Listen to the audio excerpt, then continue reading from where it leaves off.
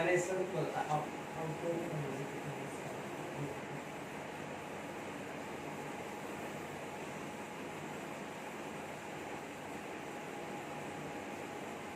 Exercise practice set 1.3 नहीं 1.3 नहीं 1.2 1.2 बाकी है, उसके बाद 1.3 करेंगे हम।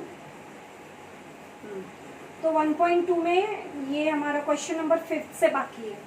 4 तक हमने लास्ट पीरियड कर लिया था, तो अभी हम 5 से स्टार्ट करेंगे। इसमें एक डायग्राम दिया गया है और उस डायग्राम की हेल्प से हमें ये क्वेश्चंस जो हैं उसके आंसर लिखने हैं। डायग्राम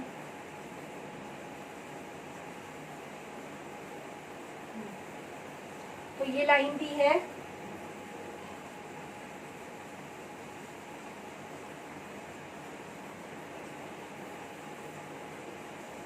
स्ट्रेट लाइन दी है, इसमें पॉइंट्स दिए हैं T, S, R, P और Q, ये पॉइंट्स दिए हुए हैं, ये डायग्राम दिया है और हमें इस डायग्राम के से क्वेश्चन के आंसर्स लिखने हैं।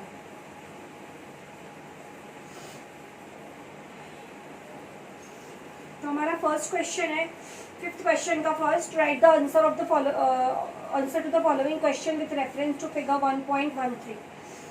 First, right the name of the opposite ray of ray RP।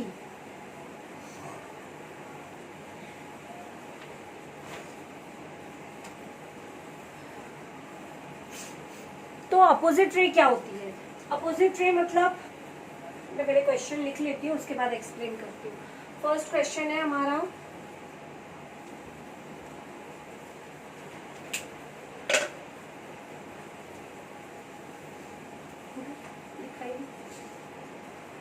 Explain.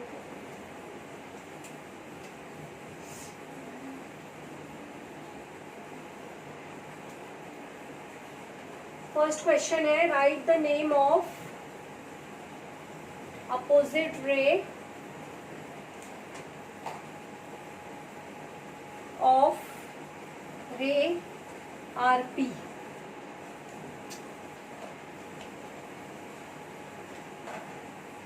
Second question है, write the intersection set of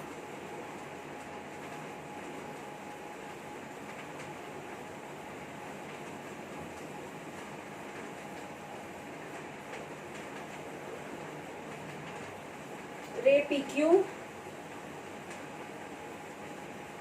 and ray RP।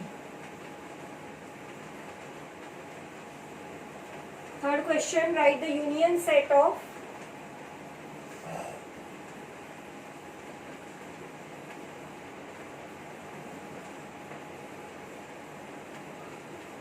segment PQ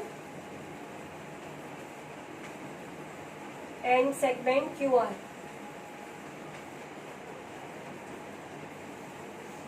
Fourth, state the rays of which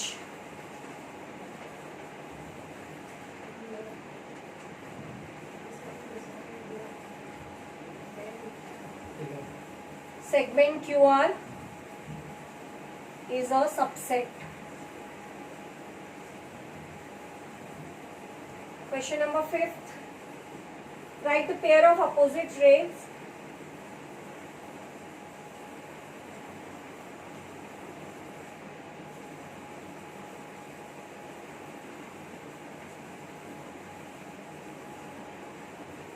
with common endpoint R।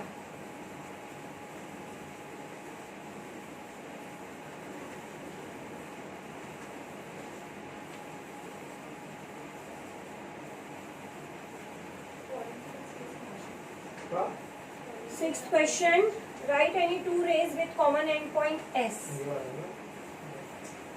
अभी finishing करेंगे।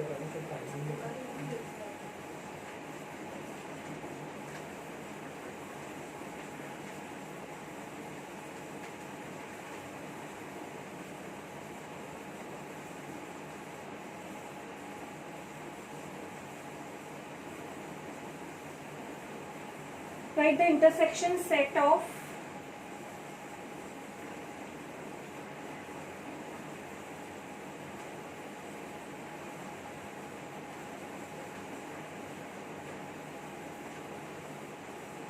SPN रे ST।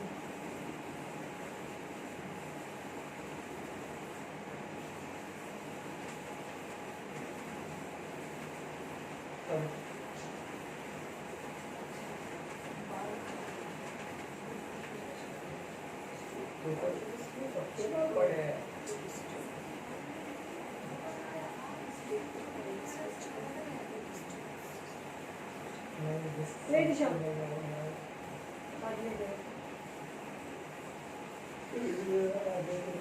तो ये हमें line दी है,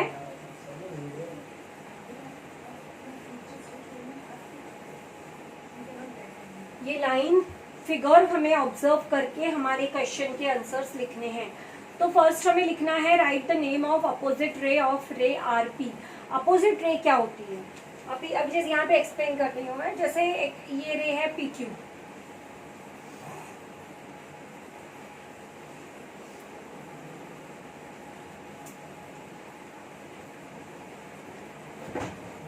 ये रे है PQ, तो इसकी अपोजिट रे होगी, मतलब ये P से ही स्टार्ट होगी, मतलब इस साइड होगी ऐसे। तो ये इस साइड होगी लाइन के। तो ये अगर PQ है तो ये हो जाए, सपोज यहाँ पे दूसरा एक पॉइंट दिया है R, तो PQ की अपोजिट रे हो जाएगी PR। तो मतलब इसका जो ये पॉइंट होता है, स्टार्टिंग पॉइंट, वो सेम होता है। तो PQ की अपोजिट रे होगी PR। P से स्टार्ट हुई है ना, यहाँ पे RP, अच्छा RP की पूछी है, तो RP, जैसे ये RP हमने ड्रॉ किया, ये RP है, तो RP की अपोजिट रे चाहिए, तो हम R से ही स्टार्ट करेंगे। यहाँ पे सपोज अभी हम RP पूछ रहा है यहाँ पे फिगर में, तो मैं एग्जांपल बता रही थी। तो RP की अगर मैं अपोजिट रे इसमें देखूँ तो क्या हो जाएगी? RQ। तो ऐसे ही हमें ये फिगर देख के हमें RP की अपोजिट रे लिखनी है। तो RP की अपोजिट मतलब इस साइड RS, तो RP की अपोजिट रे कौन सी होगी? रे RS, रे R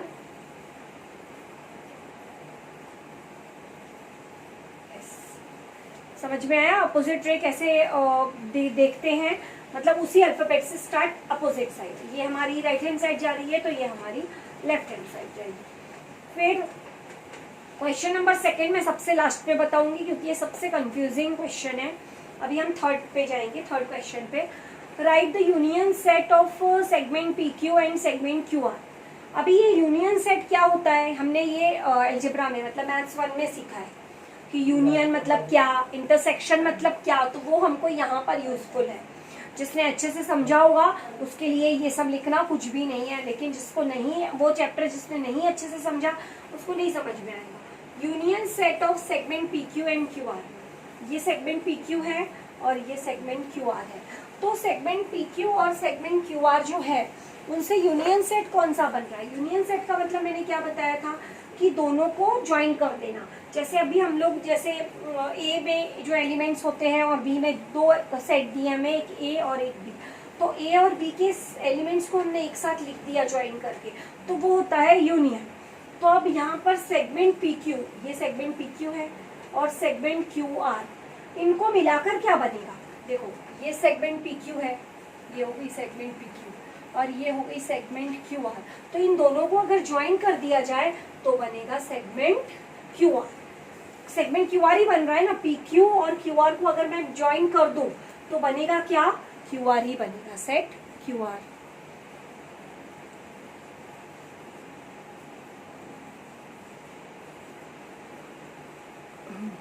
तो सेट QR, सॉरी सेट नहीं, सेगमेंट QR, ये हो गया। अब state the rays of which segment QR is subset. अच्छा ये इंटरसेक्शन है। State the rays of which segment QR is a subset. अब सबसेट का मतलब मैंने क्या बताया था? सबसेट का मैंने मतलब बताया था जैसे मुंबई महाराष्ट्र में है और मुंबई इंडिया में है, तो सपोज मुंबई M से दिखा रही हूँ मैं मुंबई को, और इंडिया को I से, तो Mumbai is subset of India. Mumbai India में है इसलिए मुंबई इंडिया का सबसेट है। इंडिया मुंबई का सबसेट नहीं है क्योंकि इंडिया मुंबई में नहीं है, मुंबई इंडिया में है, तो Mumbai is subset of I। तो इस सबसेट का मतलब मैंने ऐसा एक्सप्लेन किया था। तो अभी यहाँ पर हमें किसका सबसेट चाहिए? State the rays of which segment Q R is a subset. Q R किसका किसका सबसेट हो सकता है? क्यू आर जो है वो किस किस का सबसेट हो सकता है? तो क्यू आर किस किस में है? ये पूरे लाइन में क्यू आर जो है, क्यू आर सेगमेंट जो है वो किस किस क्यू आर जो रे है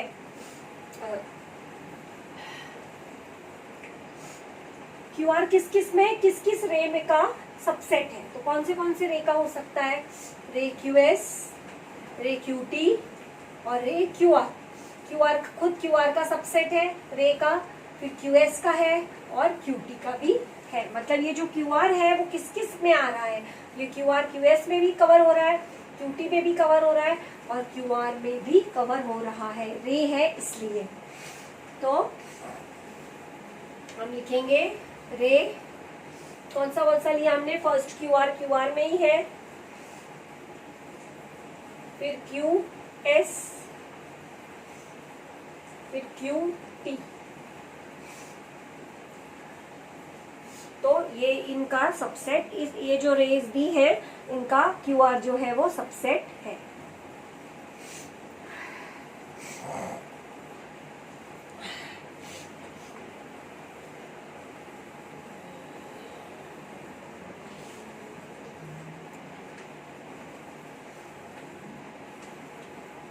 और भी हो सकता है, टी क्यू का हो सकता है, एस क्यू का हो सकता है।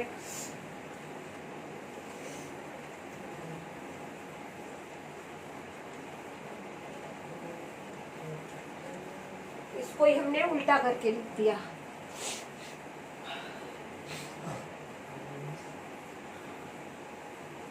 अब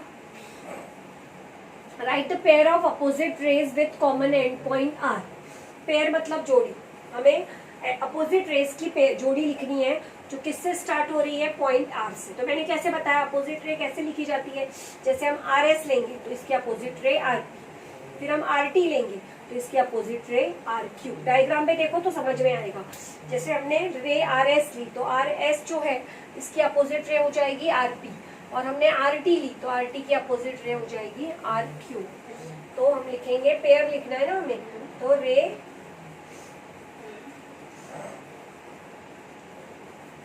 are S, R P and ray R S. फिर ये एक पेयर हो गया। अब दूसरा पेयर आर टी और आर क्यू।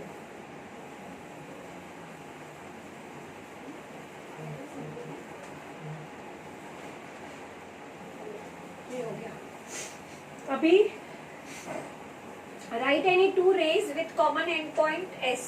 कोई भी दो रेज का नाम हमें लिखना है जिसका कॉमन एंड पॉइंट जो है वो एस हो। तो एस से स्टार्ट होने वाली रे का नाम लिखना है। तो कौन सी लिख सकते हैं? एस टी एस आर, रे एस टी एंड रे एस आर। अब इसके बाद हमें क्या लिखना है? लास्ट क्वेश्चन हमारा, right the intersection set of रे एस पी एंड रे एस टी। इंटरसेक्शन का मतलब मैंने क्या बताया था? इंटरसेक्शन मतलब जो दोनों में है।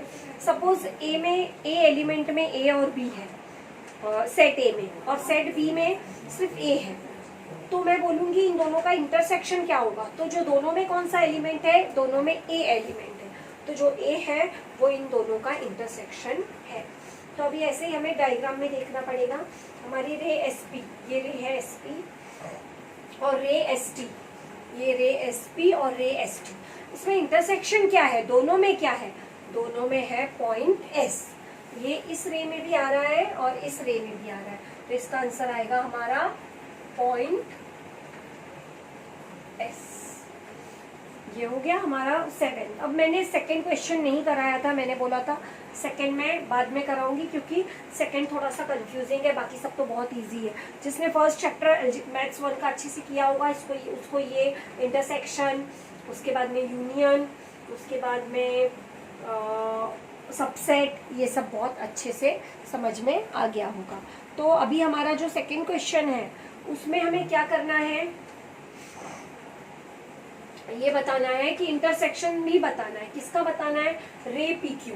ये रे पी क्यू है, सपोज ये रे पी क्यू है, पी ये क्यू, और रे आर पी, रे आर पी। तो ये आर पी सपोज यहाँ पे आर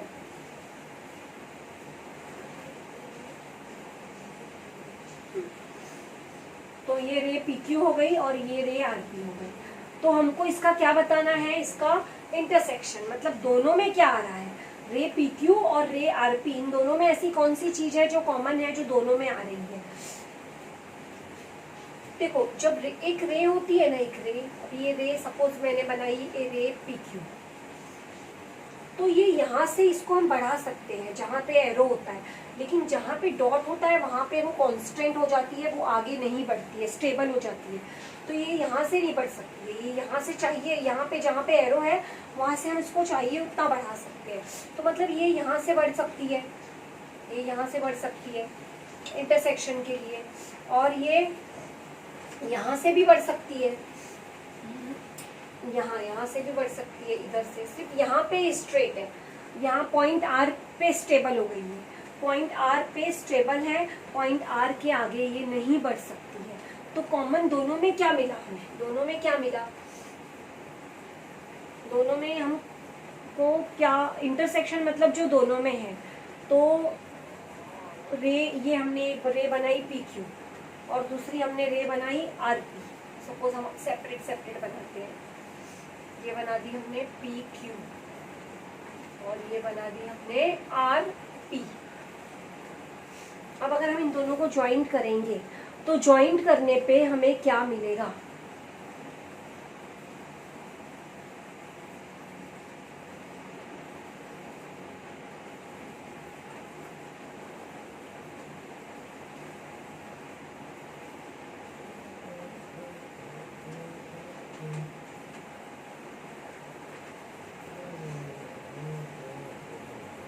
पीस में भी है, पीस में भी है, तो पी तो है, पॉइंट पी तो कॉमन है दोनों में।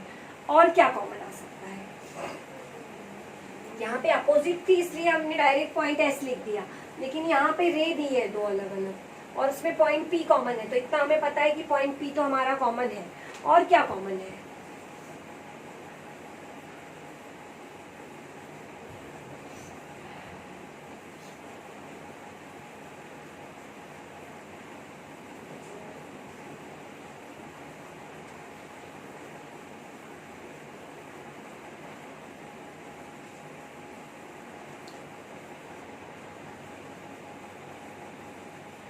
तो ये जो रे है, ये पी क्यू रे, ये देखो पी पॉइंट तो कॉमन था, मैंने क्या बोला, इसको हम आगे बढ़ा सकते हैं, मतलब अगर हम इसको नहीं बढ़ा सकते, इसको आगे नहीं ले सकते, तो इस पॉइंट को आगे नहीं ले सकते, तो ये कॉमन नहीं आएगा, ये दोनों में नहीं आएगा।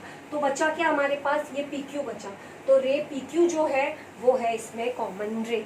ये थोड़ा सा कंफ्यूजिंग है, इसको समझने के लिए थोड़ा पहले ये सब ये देखने का कि पॉइंट पी जो है वो दोनों में है, इतना हमको समझ गया कि पॉइंट पी है वो दोनों में है। अब और क्या कॉमन आ सकता है? तो कॉमन ये जो क्यू है, क्योंकि इस रे को हम आगे बढ़ा सकते हैं, इधर ये इसको भी हम आगे बढ़ा सकते हैं और इसको भी, सिर्फ यहाँ पे नहीं आगे बढ़ सकती, यहाँ पे जहाँ पे डॉट है तो इसको आगे बढ़ा सकते हैं, मतलब ये जो पी क्यू है वो इसमें भी है और इसमें भी है। तो हम क्या लिखेंगे? रे पी क्यू। तो ये हो गए हमारे प्रैक्टिस सेट 1.2 के क्वेश्चन नंबर 5। अभी हम इसके आगे का क्वेश्चन करेंगे। इसके आगे में जो है नंबर लाइन दी है और उससे हमें आगे के 3 सम्स दिए हैं वो सॉल्व करने हैं।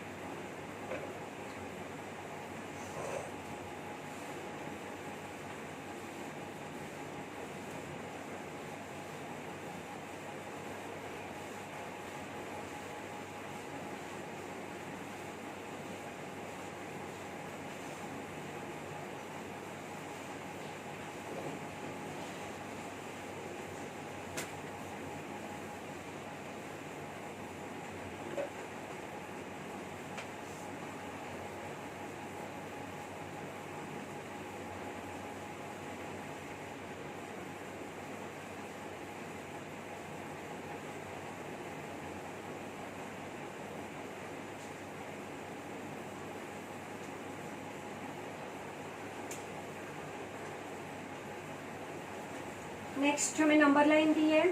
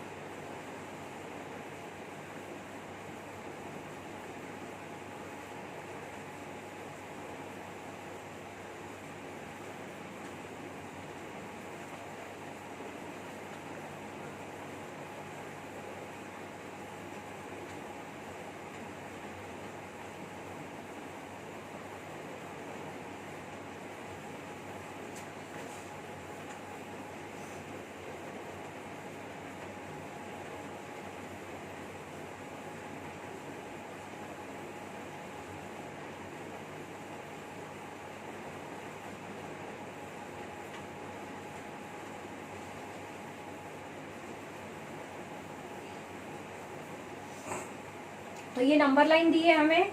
और क्वेश्चन, फर्स्ट क्वेश्चन दिया है कि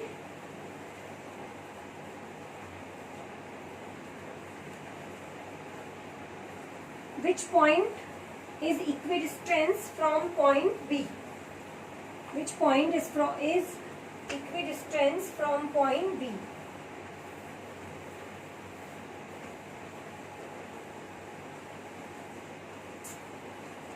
पॉइंट बी से इक्विडिस्टेंस पॉइंट कौन से है? इक्विडिस्टेंस मतलब सेम डिस्टेंस पे। तो पॉइंट बी से अगर हम इस साइड जाएंगे तो एक पॉइंट छोड़ दिया है बीच में, तो ए है, और यहाँ पे एक पॉइंट छोड़ के सी है। मतलब पॉइंट बी से इक्विडिस्टेंस पॉइंट ए है और पॉइंट सी है। और अगर हम और आगे जाएंगे तो यहाँ पर पॉइंट पी है और यहाँ पे पॉइंट बी है। देखो, इक्विडिस्टेंस मतलब इक्वल डिस्टेंस पे। तो पॉइंट बी से equidistance point A and point C. फिर और अगर दूसरा पेयर लेना है तो point P and point D. तो वही हम लिखेंगे कि point B, equidistance from point B से चाहिए तो point A and point C, एक पेयर हो गया इसका। फिर दूसरा point P and point D।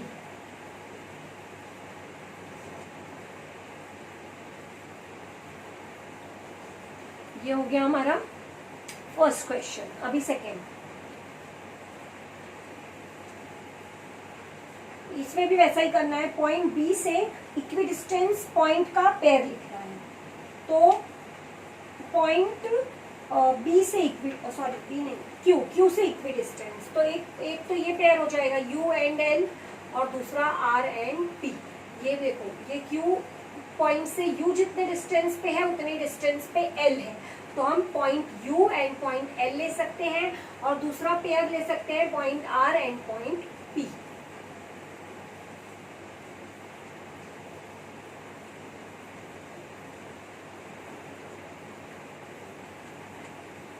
ये देखो, ये इक्वल डिस्टेंस पे था, वैसे ही इस साइड R और इस साइड P, ये दोनों भी इक्वल डिस्टेंस पे हैं। तो उसे बोलते हैं equi distance.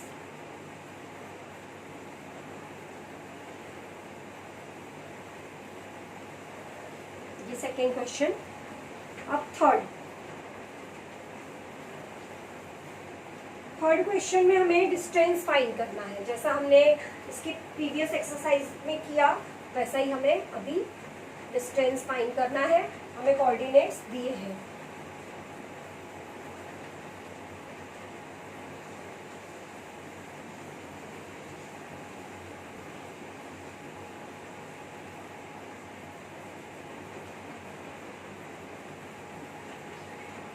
Distance UV, distance PC, distance VB और डिस्टेंस UL, ये हमें फाइंड करना है।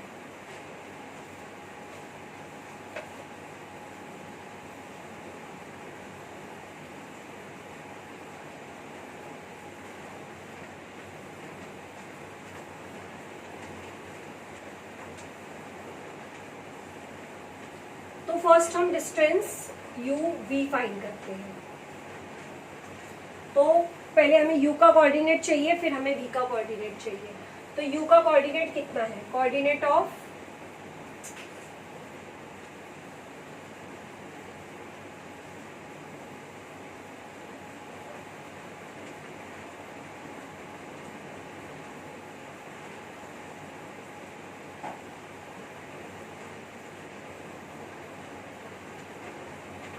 तो u का कोऑर्डिनेट कितना है, देखो -4 है ये और ये -6 है।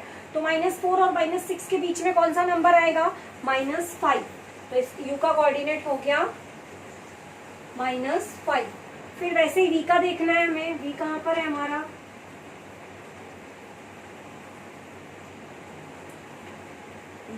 v कहाँ पर है,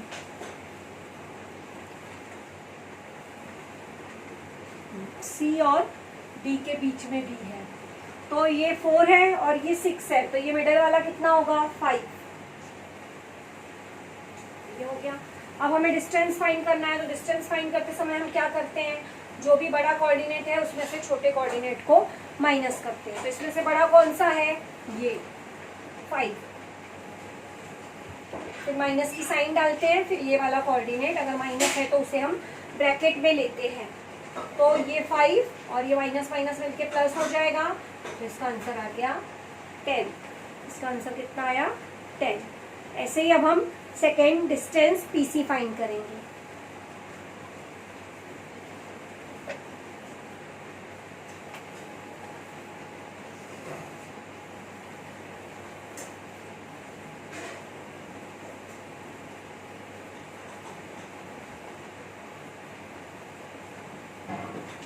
तो कोऑर्डिनेट ऑफ P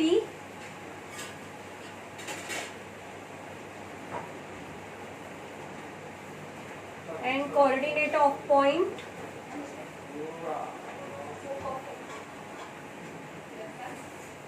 C। तो P का कोऑर्डिनेट कितना है, -2 और C का कोऑर्डिनेट कितना है, 4। तो अब हम क्या करेंगे, डिस्टेंस फाइंड करने के लिए जो बिगर कोऑर्डिनेट है उसमें से स्मॉलर कोऑर्डिनेट को माइनस करेंगे। तो बिगर कौन सा है, 4, फिर माइनस की साइन, फिर ये -2। अब ये माइनस माइनस मल्टीप्लाई होके प्लस हो जाएगा। तो ये आ गया हमारा डिस्टेंस PC 6। तो हम यहाँ पे लिख देंगे distance PC is equal to 6। अब हमें थर्ड कौन सा डिस्टेंस फाइंड करना है, BB।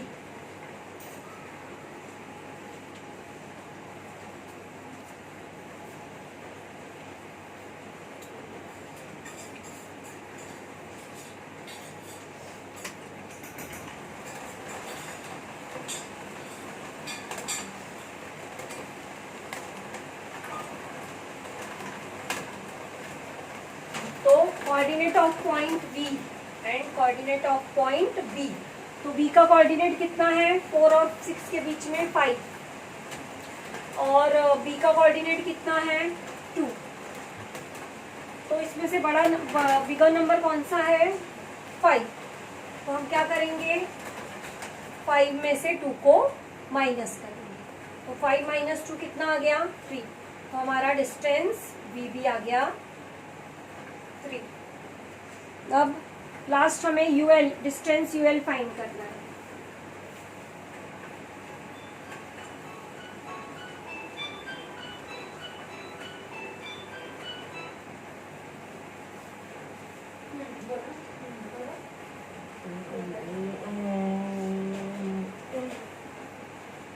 अब U का कोऑर्डिनेट कितना है, U का कोऑर्डिनेट है -5 और L का कोऑर्डिनेट कितना है, ये -2 और -4 के बीच में, मतलब -3।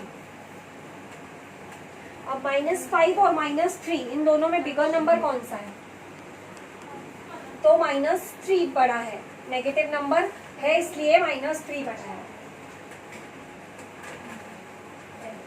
तो -3 फिर माइनस की साइन, क्योंकि बड़े बिगर कोऑर्डिनेट माइनस स्मॉलर कोऑर्डिनेट, फिर ये -5। अब ये माइनस माइनस क्या हो जाएगा, प्लस। 5 में से 3 माइनस किया 2, बिगर नंबर के आगे प्लस है इसलिए ये प्लस, तो डिस्टेंस यूएल आ गया हमारा 2। तो ऐसे हमने डिस्टेंस फाइंड कर लिए। हमारी एक्सरसाइज 1.2 कंप्लीट हो गई है।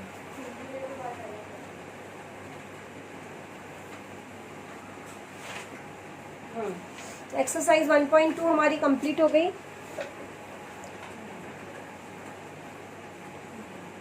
अब हम एक्सरसाइज 1.3 करेंगे।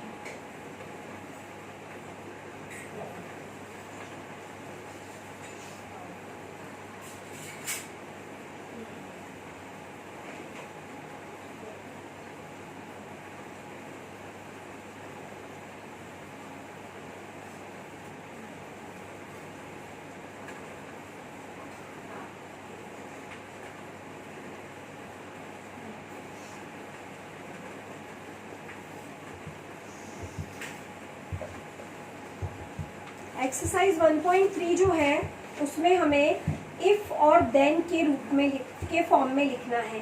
सेंटेंस जो दिया है उसमें हमें इफ और देन का यूज करके हमें इफ और देन के फॉर्म में लिखना है। दिशा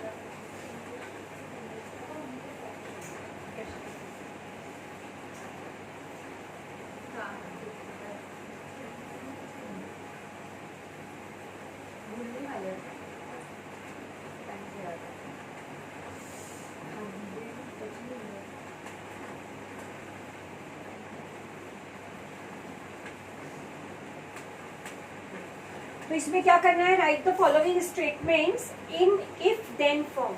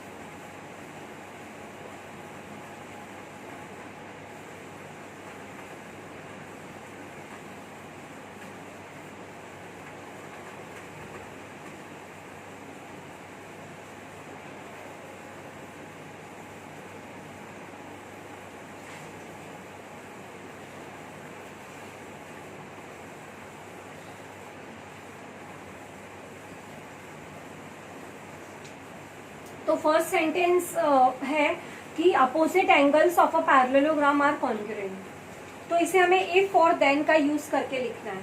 तो हम कैसे लिखेंगे, if given quadrilateral is parallelogram, if given quadrilateral is parallelogram, then opposite angles are congruent. मतलब क्या, इसमें क्या दिया हुआ है कि पैरेललोग्राम जो होता है उसके अपोजिट एंगल्स कॉन्ग्रुएंट होते हैं.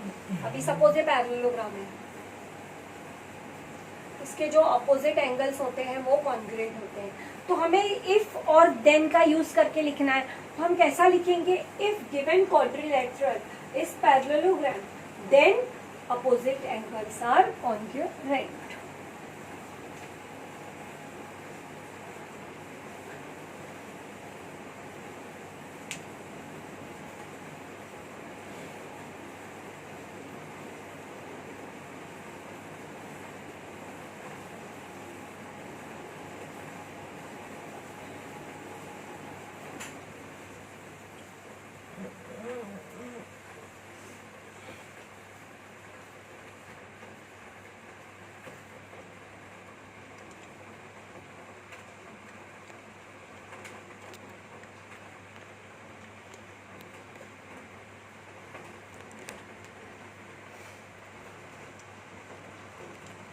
If given quadrilateral is parallelogram, then its opposite angles are congruent. उसी चीज को लिखना है जो दिया है, सिर्फ if या और then का, if और then का यूज करके लिखना है. Second, the diagonals of a rectangle are congruent.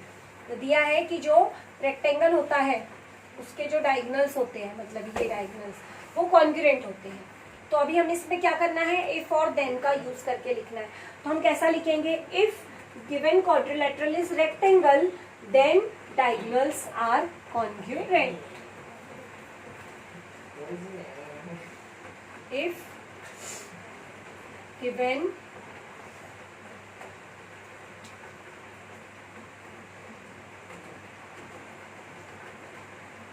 given quadrilateral is rectangle, then its diagonals are congruent. तो ऐसे इफ और देन का वही सेंटेंस को लिखने हैं, लेकिन इफ और देन का यूज करके हमें लिखना है. अब थर्ड है, in an isosceles triangle the segment joining the vertex and the mid point of the base is perpendicular to the base. तो इसमें सिर्फ इतना ही लिखना है, if given triangle is isosceles triangle then, और फिर ये पूरा सेंटेंस जैसा दिया है. इफ गिवन ट्राइंगल इज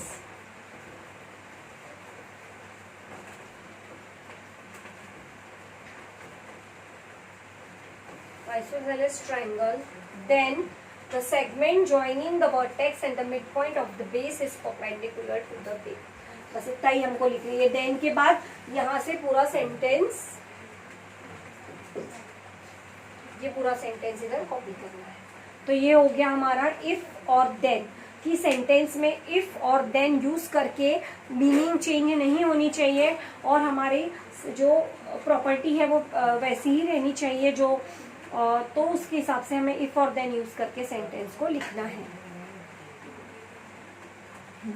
तो अभी हमने एक्सरसाइज 1.3 का क्वेश्चन नंबर फर्स्ट कर लिया. अब क्वेश्चन नंबर जो सेकेंड है वो हम नेक्स्ट पीरियड में करेंगे. Right converges of the following statement, ये हम नेक्स्ट पीरियड में करेंगे. नेक्स्ट पीरियड में हम क्या करेंगे? ये जो क्वेश्चन नंबर 2 बचा है 1.3 का वो करेंगे, और ये पूरा चैप्टर रिवाइज करेंगे. वैसे ही मैथ्स 1 में भी मैं फर्स्ट चैप्टर पूरा पहले एक बार रिवीजन लूंगी उसका, फिर उसके कुछ सम्स तुम लोगों को सॉल्व करने दूंगी. तो अभी ये जो मैंने सेकेंड चैप्टर स्टार्ट कर दिया है मैथ्स 1 में, लेकिन उसके पहले वो चैप्टर के साथ साथ हम थोड़ा सा पिछला रिवीजन भी करते जाएंगे. वैसे इसका भी पहले हम पूरा एक जो बाकी है वो करेंगे, उसके बाद फुल चैप्टर एक बार रिवाइज करेंगे.